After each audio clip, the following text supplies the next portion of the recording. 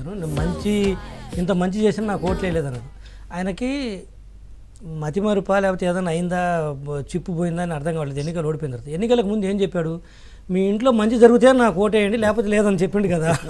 ఆ మాటను ఫాలో అయ్యారు మీకు సార్ గుర్తుంది కదా, అదే కదా ఆయన ఎన్నికల ప్రచారం అదే కదా, అదే అన్నాడు మంచి జరిగితే ఓటేయండి. వైసీపీ వాళ్ళు కూడా మీరు వింటారు కదా టీవీలో, మీ ఇంట్లో మంచి జరిగితేనే ఓటేయండి. దానికి ఒక సాంగ్ వెనక జగన్ అన్న చెప్పి ఒక పాట కూడా రాయించుకుంటారు. ఎంత దమ్మున్నోర్రా జగన్ అన్న, మంచి జరిగితేనే ఓటేయమని అడుగుతున్నాడని చెప్పేసి వీళ్ళు దానికి పెద్ద ఎలివేషన్ ఇచ్చారు. వాళ్ళు జరగలేదు, ఓటేయలేదు, ఇంకా అయిపోయా దేరెన్స్ గేమ్. ఇంకెందుకు మళ్ళీ కథలు చెప్తాను. ఇంకోటి కూడా అన్నాడు జీవి, నువ్వు అన్నదానికి అంటే గుర్తొచ్చింది నాకు కూడా, థ్యాంక్స్ టు యూ. మద్య నిషేధం చేసినాకే ఓట్లు అడుగుతున్నాడు. 2019 ఎన్నికలకు వెళ్తే చెప్పాడు మద్య నిషేధం చేసే నేను ఓటు అడుగుతున్నాను. అయినా సిగ్గు లేకుండా ఓటు అడిగిన పోయి అందుకే చేయలేదు కానీ అడిగిన అది సిగ్గు లేదు. ఇంకోటి కూడా ఇవాళ ఆయన మాట్లాడిన దాంట్లో ఇంకో పాయింట్ ఉంది. కులం మేము వైసీపీ పాలనలో, మా పాలనలో కులం చూడలేదు, మతం చూడలేదు, ప్రాంతం చూడలేదు అన్నాడు. కానీ నీ మొహం ఎవరో చూడలేదు. అది కూడా సో క్లియర్గా నువ్వే అడిగినావు కదా, మీ ఇంట్లో మంచి జరిగితే నాకు ఓటేంటి లేకపోతే లేదని చెప్పిన తర్వాత ఇప్పుడు కథలు పడతా అంటే ఎట్లా. రెండోది 22 రోజులు, అబ్బా దాదాపు ఇది 22 నెలలు అయినట్టుగా ఆయన ఫీల్ అవుతాడు. 22 రోజులు అయితే అదేలు ఇదే అంటున్నవే. నువ్వు ఎన్నికలకు ముందు ఇంత పెద్దగా జీవో ఇచ్చినవే, చాలా ఆరాటపడిపోయాడు. ఏది కొన్ని స్కీమ్స్కి సంబంధించి సంవత్సరం నుంచి ఆపి కరెక్ట్గా ఎన్నికలకు ముందు నేను డబ్బులు వేస్తానని వెంబడబడింది. ఎలక్షన్ కమిషన్ ఆపింది. ఆ తర్వాత ఎన్నికలు అయిపోయిన తర్వాత రిజల్ట్ రావడానికి టైం ఉంది కదా, నువ్వు డబ్బులు నువ్వే కదా ఆపద్ధర్మ సీఎం కొన్నావు కదా. కరెక్ట్గా 13 పోలింగ్ అయితే 10, 11, 12 గొడవ చేశారు. కోర్టు ఏం చెప్పింది, 14 నుంచి ఎప్పుడైనా డబ్బులు వేసుకోమని చెప్పి కోర్టు చెప్పింది. ఎలక్షన్ కమిషన్ వాళ్ళు చెప్పారు క్లియర్గా ఏంటి, మే 13వ తేదీ ఎన్నికలు సాయంత్రం అయిపోతాయి, మే 14వ తేదీ నుంచి డబ్బులు వేయమని చెప్పారు. మే 14 నుంచి జూన్ 4వ తేదీ వరకు ఆపద్ధర్మ ముఖ్యమంత్రి ఉన్నాడు కదా. అవును ఉన్నాడు కదా, ఎందుకు వేయలేదు తప్ప మీరు జగన్మోహన్ రెడ్డి గారు? అప్పుడు మీ చేతుల్లోనే కదా ఉన్నది, తెచ్చారు కదా, డబ్బులు ఉన్నాయి కదా. ఏం చేశారు తెలుసునా, ఇంత పేదల మీద ప్రేమ వలకపోతున్న జగన్మోహన్ రెడ్డి గారు కాంట్రాక్టర్లు తన కాంట్రాక్టర్ డబ్బులు పే చేసుకుని పోయాడు మొత్తం అంతా. ఏం నాటకాలు చెప్తారా, ఇవన్నీ ఆన్ రికార్డు ఉన్నాయి, రేపు తీస్తాం బయట తీస్తాం.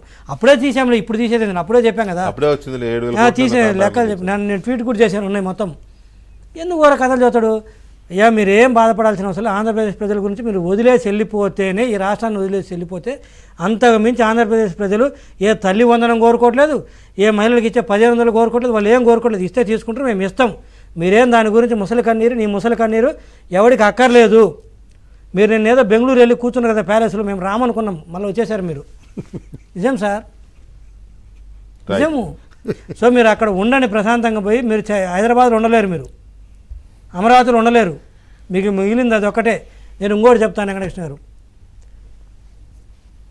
ఒక 2 సంవత్సరాల్లో లేదా 2 సంవత్సరాల నుంచి 3 సంవత్సరాల్లో కాంగ్రెస్కు తోక పార్టీ కాబోతుంది ఒక పార్టీ, అదే వైసీపీ పార్టీ.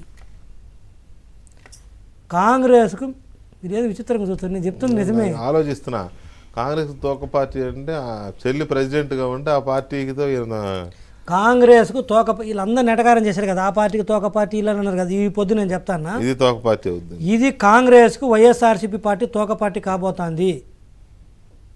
అవును, నీ సలహాలు మేము అడుగుతున్నాం. జనరల్గా ఏందామంటే అధికారంలో ఉన్న వాళ్ళు ప్రతిపక్షాలను ఏమంటారంటే, వెంకటకృష్ణ గారు మీ సలహాలు చెప్పండి మాకు, ప్రతిపక్షాలు అంటారు. మేము దయచేసి మీకు దండం పెట్టి చేతులు పెడతాం, మీరు సలహాలు చెప్పొద్దు, మాకు చెప్పొద్దు. మీకు ప్రతిపక్ష హోదా కూడా లేదు.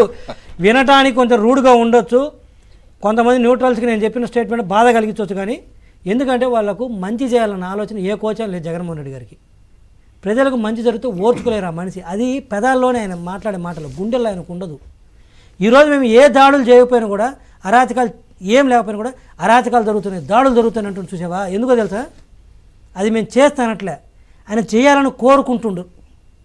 తద్వారా రాష్ట్రంలోకి ఏ పెట్టుబడులు రాకూడదని, తద్వారా ఈ రాష్ట్రం రావణ కష్టంలోకి ఉండాలని, అదే అందుకే అంటున్నాడు. ఆయన మనస్తత్వం ఎలా ఉందో రాష్ట్రం మొత్తం అలా ఉండాలని కోరుకుంటుండు. అది నచ్చగానే కదా నేను ఇంట్లో కూర్చోబెట్టింది. అయినా కూడా మళ్ళీ నువ్వు రోడ్డుపైకి వచ్చేసి మేము చేయం దాన్ని మేము చేసామని చెప్తాడేంటి?